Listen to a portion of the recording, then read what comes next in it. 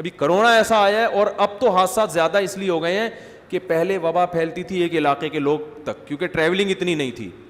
اب تو چائنا میں ایک آدمی کو کرونا ہوا تھا, پوری دنیا میں پھیلا دیا اس نے, کیونکہ وہ کسی سے گلے ملا, محبت سے اس کو ہوا. اب ایک ہی علاقے میں رہتے تو یہ بیماری جتنے لوگوں نے مرنا تھا ختم ہو جاتی بیماری, لیکن وہ ملا, وہ اتفاق سے کہیں جہاز سے سفر کر کے اٹلی پہنچا. اٹلی میں اس کے کوئی انکل آئے ہوئے تھے, اس دن گرم جوشی سے ملا بھی, ان کے منہ پہ چھینکا بھی. وہ انکل نے جس پہ چھینکے وہ تمام لوگ لپیٹ میں آ گئے. جس سے انہوں نے محبت کا اظہار کیا, آئی لو یو کہا, ان تمام کو کرونا منتقل. پھر کوئی اٹلی سے کہیں یو کے چلا گیا ہوگا, وہاں بھی. تو پہلے زمانے میں وباؤں کی ویکسین نہیں تھی, وبائیں پھیلتی تھیں, لوگ بہت تیزی سے مرتے تھے, لیکن ایک محدود علاقے کے لوگ تھے جن کا امیون سسٹم اچھا ہوتا وہ بچ جاتے, جو مرنا ہوتا مر جاتے, بیماری ختم. اب ایک بندے کو ہوتا ہے اور وہ اپنے ساتھ 25-30 کروڑ لوگوں کو لپیٹ کے ویکسین بنتے بنتے بھی لپیٹ لیتا ہے. تو یہ جو حادثات ہیں اگرچہ یہ قدرتی آفات ہیں, لیکن یہ بھی بنائی کس نے؟ اللہ نے. اللہ نے دنیا کے نظام کو ایسا بنایا کہ یہ ہوتے رہیں گے, یہ بتانے کے لیے کہ کوئی بھی کسی بھی ٹائم پہ مر سکتا ہے, نیک بھی اور برا بھی. لہٰذا دنیا دل لگانے کی جگہ نہیں ہے. توبہ طائب کر لو, کسی بھی وقت پتلی گلی سے مارکیٹ سے شارٹ ہو سکتے ہو, تو اس لیے توبہ کا حکم ہے.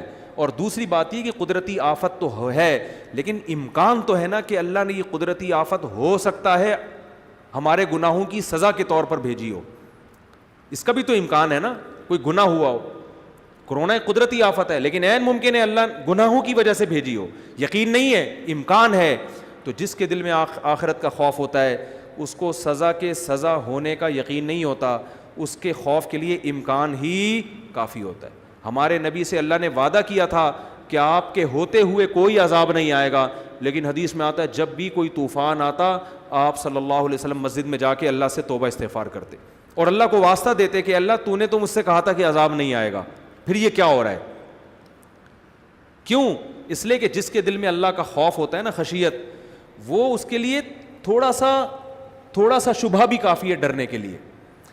قرآن کہتا ہے کہ مشرکین مکہ اکثر کہتے ہیں کہ قیامت کب آئے گی, لیکن والذین آمنوا, جو ایمان والے لوگ ہیں وہ قیامت سے خوف کھاتے ہیں کہ ہمیں حساب و کتاب دینا پڑے گا.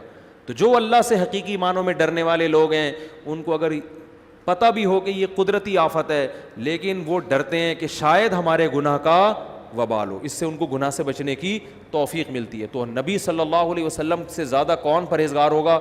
لیکن ذرا سا کوئی مسئلہ ہوتا تو آپ اللہ کے خوف سے توبہ استغفار میں لگ جاتے اور اللہ کو واسطے دیتے کہ اللہ تو نے مجھ سے وعدہ کیا ہے کہ جب تک میں ان کے درمیان موجود ہوں تو عذاب نہیں دے گا.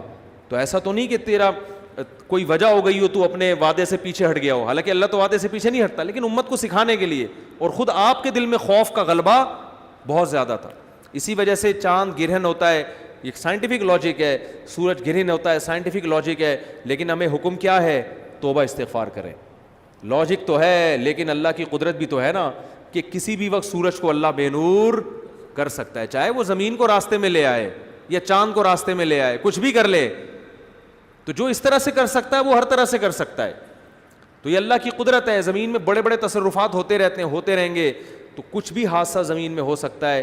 تبھی حدیث میں آتا ہے کہ سورج اور چاند یہ کسی واقعے کی وجہ سے گرے نہیں ہوتے کہ فلاں پیدا ہو گیا یا فلاں کا انتقال ہو گیا, جیسے زمانہ جاہلیت میں لوگ سمجھتے تھے.